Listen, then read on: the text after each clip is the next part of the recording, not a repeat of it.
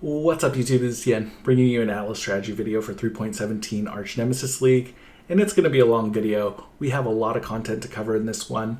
Every 2 years, GGG shakes up the Endgame Atlas, and this time is no different. Basically out with the old, no more regions, no more watchstones, in with the new. We have void stones now, we have kind of this massive 600 point Atlas passive tree. So lots of content to cover. I kind of want to talk about a lot of different topics in this video. If you're new to my content, I post this kind of before the league starts, and then we'll post an update video 1 or 2 weeks after the league has started. But this video will cover, one, how to progress your Atlas in the upcoming league, what my personal plan is going into the league. I'll explain the starter tree and how I think you should progress through it. I'm also going to explain a mathematical concept called expected value and why some of the nodes on the tree are noob traps. And then I'll talk more in depth about the big four, which are the big mechanics that I think are really good value. As a disclaimer, let me just get this out of the way. I think every content creator will tell you that personal enjoyment is better than efficiency. So if you personally enjoy a specific mechanic, hopefully I don't offend you by calling your mechanic bad. If you prefer your stuff in written form, I do have a full written guide, which I'll link below. It's how to progress your Atlas in the upcoming league, as well as the sample trees that I have, some of my explanations on how to run each mechanic, as well as my plan and the several trees that are associated with that. But let's go ahead and get into it. I'm going to start by talking about some of the stuff we know versus some of the stuff that we don't know. The biggest elephant in the room that nobody quite knows yet is map sustain. And so GGG kind of has a dial that they play with in the back end that says, you know, map sustain is going to be hard or it's going to be easy in the upcoming league. In some leagues in the past, it was very hard to sustain maps and you needed to juice your maps as much as possible. In some leagues, it was very easy to sustain maps and you never ever had to buy a map ever. In this upcoming league, I'm going to err on the side of caution. I think it might be a little bit harder to sustain maps, especially with all this baseline juice that I think people will be taking into their maps, so they might turn the dial down a little bit on map sustain. And because of that, I actually recommend taking shaping the seas, skies, valleys, and mountains.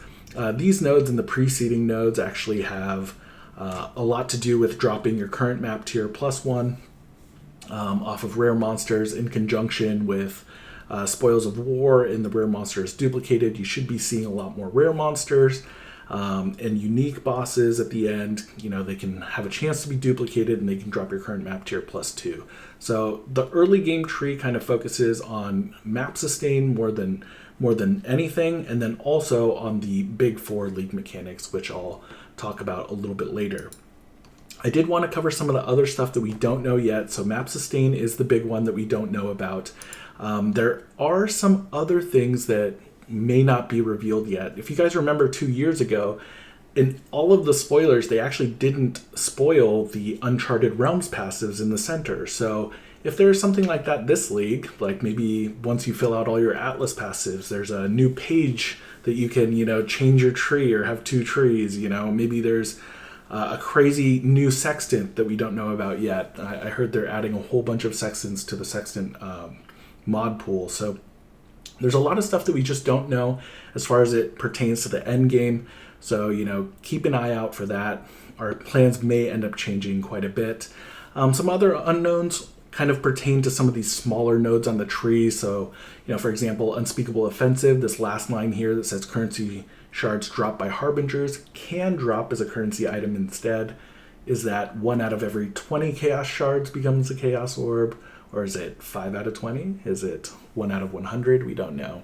On the theme of we don't know yet, all that glitters in the Covetous Shrine, we don't know how much quantity this is. If it's in line with the Tempests, you know, anywhere from 10, 20, 30 range is kind of what I expect, but who knows? Could be insane, could be a 100 quant multiplier. Don't hold your breath though. Other stuff that's kind of unknown, or should I say a little bit inconsistent, is the wording that they use kind of throughout the tree. So there are unique map bosses, and then there are unique bosses.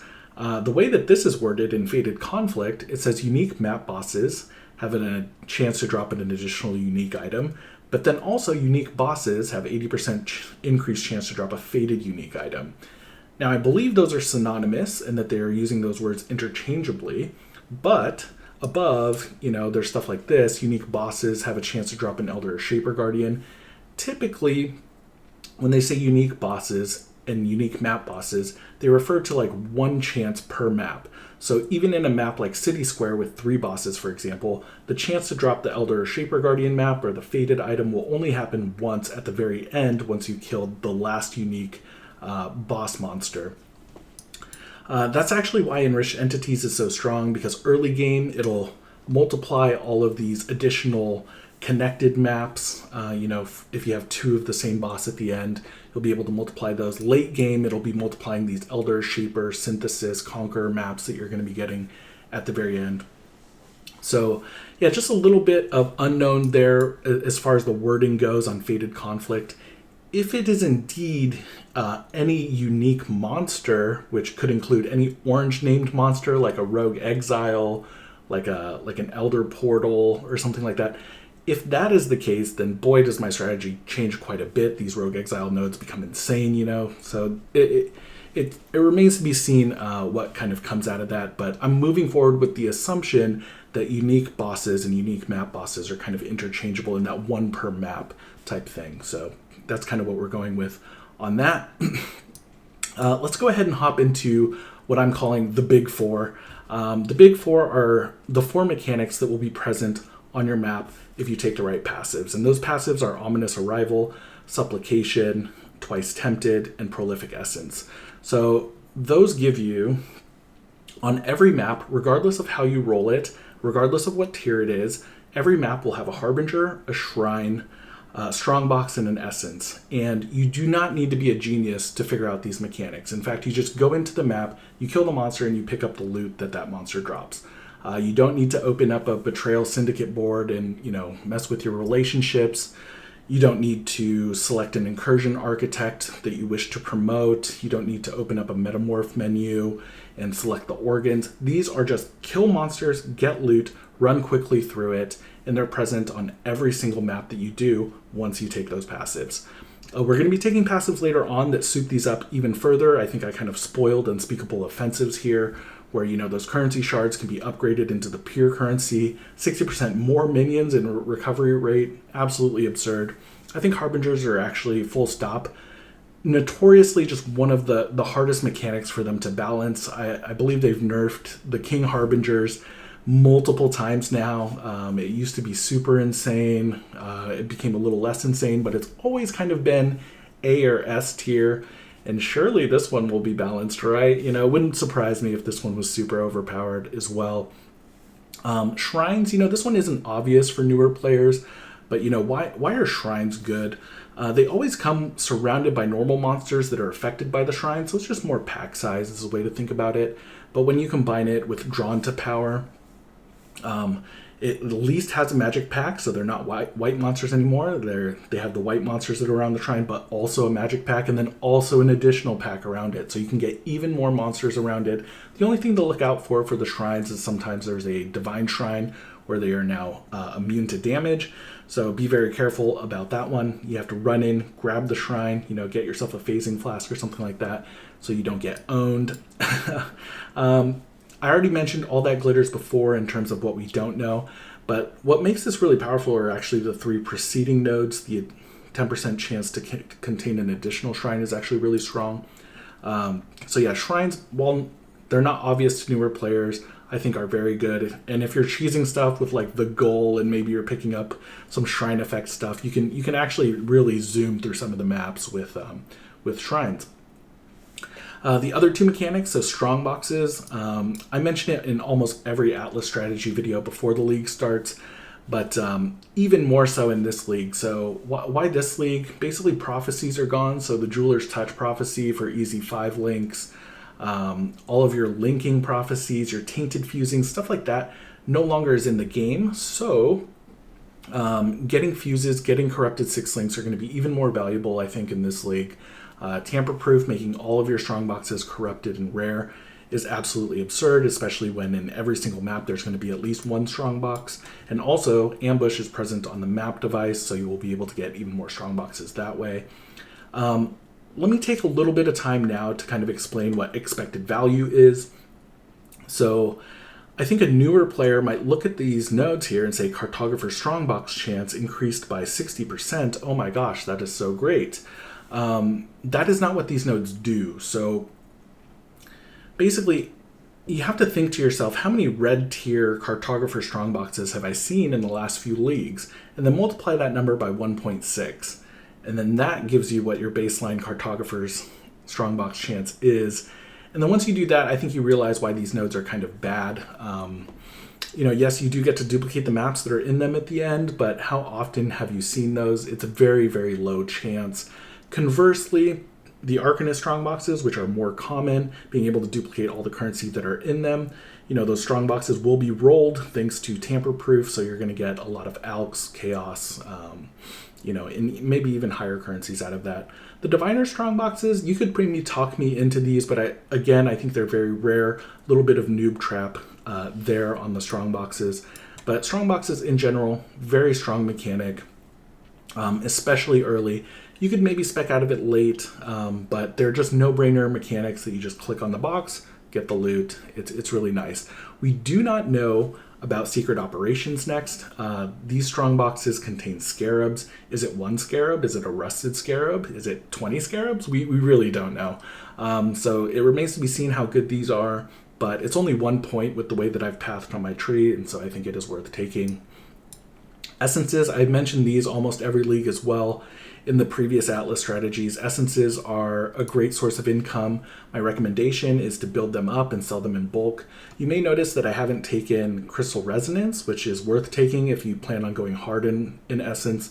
So, maybe redo the tree to go up here once you are fully sustained on your maps. Crystal Resonance is quite strong. The additional 3 essences, the upgraded tier of essences, it kind of makes sense if you're going to go hard on a mechanic to kind of take all of the nodes that are related to it. So that's kind of it for my beginner tree here. Again, I kind of have the order in which I think you should take them. You don't need to path all the way around to grab these, but in the beginning, I'll path kind of straight through here to grab this. Remember, those unique bosses are really quite good with enriched entities. I'm just going to quickly go through some of my personal trees. These are kind of my plan going into the league, doing the mechanics that I like the most. That's kind of why I don't want to spend too much time on them. Like I said, personal enjoyment is always better than efficiency, and so while I personally enjoy these, I also think they're also quite efficient. I think the harvest nodes are very, very strong.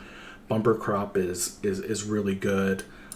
With all of the additional Sacred Grove chance that you're getting, I think like 1 in every 5 maps will have a harvest in it, and we'll always have an extra harvest and extra monsters and all of that. I plan on farming the Maven invitations early for Awakened Gems, and then while I'm doing these maps, I actually want to get the baseline Conquerors and Guardian map drops as well. I would like to take the Synthesis nodes, but I'm going to still stick with the Strongbox and Harby nodes, at least early, and then I'll be pivoting into this tree. This is a good time to mention that these smaller nodes, there's 15 of these smaller nodes along the top, and they look kind of innocuous. 2% increase effective modifiers on your non-unique maps. It looks kind of innocuous. They're like kind of travel nodes, but trust me, these are really strong once you take all 15 of them. That's 30% baseline to your, not just your quant and your rarity, but also to pack size that's on your map. It's basically a 30% more fun or 30% more PoE modifiers on your map. So definitely take those. I'm going to be doing Betrayal. I was kind of talking smack about Betrayal before. It is, you get stuck in menus, but I think Betrayal is a strong mechanic. And it's one that I've dedicated a lot of time into learning and doing. And so I'll be taking this personally while also building up some Alva missions. 3 points away, you can build up any missions of any type, but especially for Bestiary and Delve, you really don't care about the white tier versions of those missions.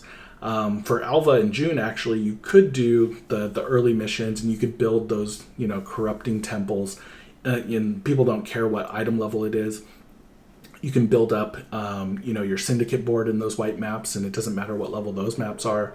So just something to keep in mind with the Alva and June versus the Nico and the Einhar missions. I didn't mention the Kurak missions. In my starter tree, I do take all of the Kurak missions early. Similar to how Xana was in the previous patches, you're going to want to take the Kurak-related nodes, mainly because they're just on the way, but then they're also a good source of buying maps. And I mentioned that kind of in my how to progress your Atlas. Check him early, check him often. You can press Alt on the map to see if you have the Atlas objective or not. And, as you're progressing the Searing Exarch, and the Eater of Worlds influence, it will also kind of highlight and show you which one that you need coming up. This is another personal tree, just kind of quickly going through it. This is kind of a bossing tree, and I know it looks pretty troll because I'm just going around the entire outside, but I actually do think this is a good bossing tree. This is more aimed at players who are, your power bossers, who are just buying the fragments off of other players and then actually doing the endgame boss content, making sure that you're getting full value out of bosses. All the while, you're kind of gaining safe house intelligence towards another boss, which is Katarina, actually, and doing the betrayal stuff, mainly because it's on the way, not because I think it's super good or anything like that. So, that is a bossing tree. Last but not least, I have this, zoomer mapping tree, and this is something that I'm going to pivot into super late game. All of those Alva missions that I was banking earlier, I'm going to use in conjunction with Blight and Delve and Beyond and Ritual. All of this stuff, and Delirium especially, it all kind of synergizes together to give you a lot of extra pack size and extra monsters in the map. Some of the juiciest maps you're ever going to run are going to involve all of those mechanics. And I kind of explained those combinations, in my document below. This video is already getting pretty long. If you guys have any questions, feel free to leave them in the comment below. Good luck in the upcoming league. I do have another video coming out where I'm breaking down all of the mechanics and kind of how to approach them. So look forward to that one, and also look forward to that update video that I have. Anyways, thanks for stopping by, and see you in the next one.